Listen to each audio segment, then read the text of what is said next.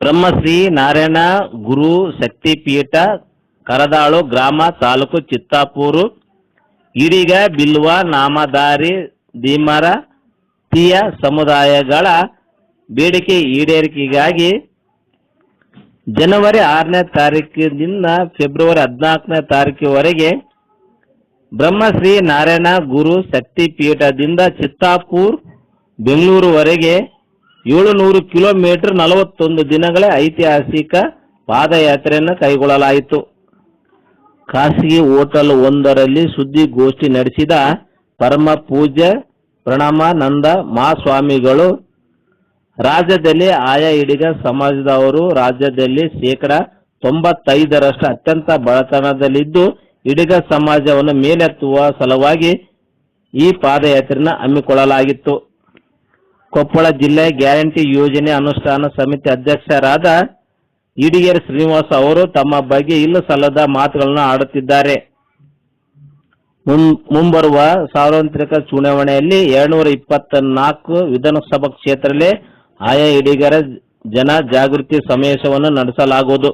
ಕಾಂಗ್ರೆಸ್ ಪಕ್ಷಕ್ಕೆ ಸರಿಯಾಗಿ ಬುದ್ಧಿ ಕಲಿಸಲಾಗುತ್ತದೆ. ಏಪ್ರಿಲ್ ಮೊದಲ ವಾರದಲ್ಲಿ ಕಾಟಗಿ ಸಚಿವ ಶಿವರಾಜ್ ತಂಗಡಿ ಅವರ ನಿವಾಸದ ಹತ್ತಿರ ಆಯಾ ಈಡಿಗರ ಶಕ್ತಿ ಪ್ರದರ್ಶನವನ್ನು ನಡೆಸಲಾಗುವುದು ಅಂತೇಳಿ ಇದೇ ಸಂದರ್ಭದಲ್ಲಿ ಸ್ವಾಮೀಜಿ ಅವರು ಮಾತನಾಡಿದರು.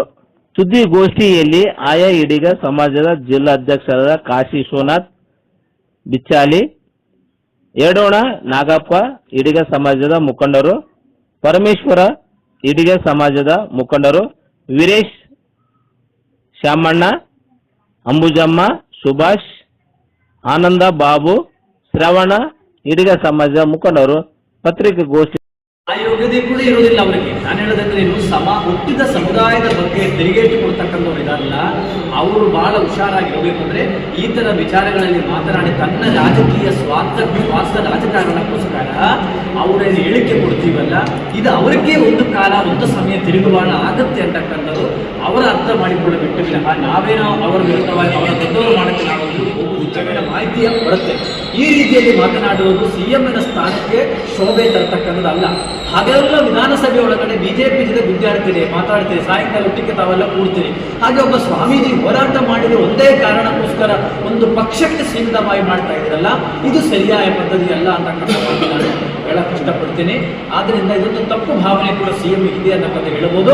ಒಟ್ಟಾರೆ ಈಡಿಗರನ್ನೇ ಕಡೆಗಣಿಸಿರ್ತಕ್ಕಂಥ ಬಜೆಟ್, ಹಿಂದುಳಿದ ವರ್ಗದವರನ್ನೇ ಕಡೆಗಣಿಸಿರ್ತಕ್ಕಂಥ ಬಜೆಟ್, ಡಿ.ಕೆ. ಶಿವಕುಮಾರ್ ಪರವಾಗಿ ಮಾತನಾಡಿದವರನ್ನ ಟಾರ್ಗೆಟ್ ಮಾಡಿರ್ತಕ್ಕಂಥ ಬಜೆಟ್.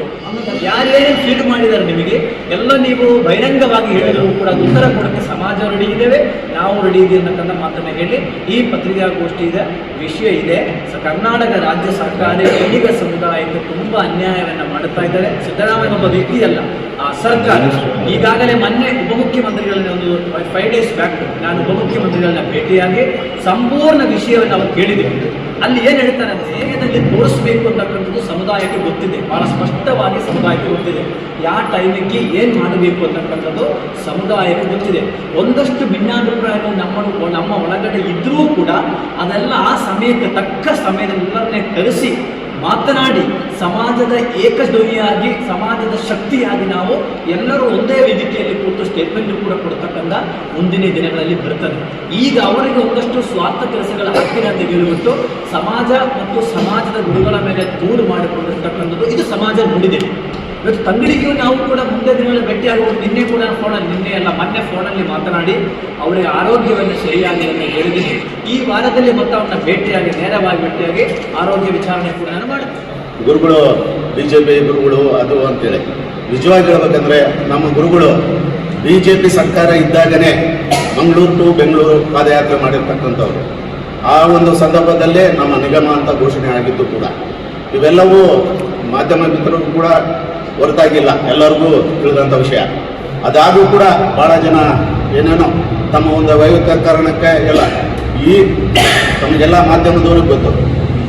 ರಾಜ್ಯವನ್ನು ಆಳುವ ರಾಜನಿಗೆಲ್ಲದೆ ನಾವು ಯಾರಿಗೆ ಕೇಳೋಕ್ಕಾಗುತ್ತೆ? ಯಾರೇ ಇರಲಿ, ಯಾವುದೇ ಸಮಾಜದವರು ಇರಲಿ, ನಮ್ಮ ಬೇಡಿಕೆ ಏನೇ ಇದ್ರೂ ಅವ್ರಿಗೆ ಕೇಳಬೇಕಲ್ವೇ? ಅವ್ರ ವಿರುದ್ಧನೇ ಮತ್ತೆ ಹೋರಾಡಬೇಕು. ಅವ್ರ ವಿರುದ್ಧ ಹೋರಾಡಿದಾಗ ಮಾತ್ರ ಅಲ್ಲ ಸಂಘಕ್ಕೆ ಆಗಲಿ ಸಮಾಜಕ್ಕಾಗಲಿ ಒಳ್ಳೆಯದಾಗೋದು. ಆ ಒಂದು ಹಿತದೃಷ್ಟಿಯಿಂದನೇ ಮಾಡಿದ್ದೇ ಹೊರತಾಗಿ ಯಾವುದೇ ವೈಯಕ್ತಿಕ ದ್ವೇಷದಿಂದಾಗಲಿ ಕಾಂಗ್ರೆಸ್ ಪಕ್ಷದ ವಿರುದ್ಧವಾಗಲೇ ಅಲ್ಲ, ನಮ್ಮ ಸಮಾಜದ ಹಿತಕ್ಕಾಗಿ ಹೋರಾಡಿರ್ತಕ್ಕಂಥ ಪ್ರಾಣಾನಂದ ಗುರುಗಳು.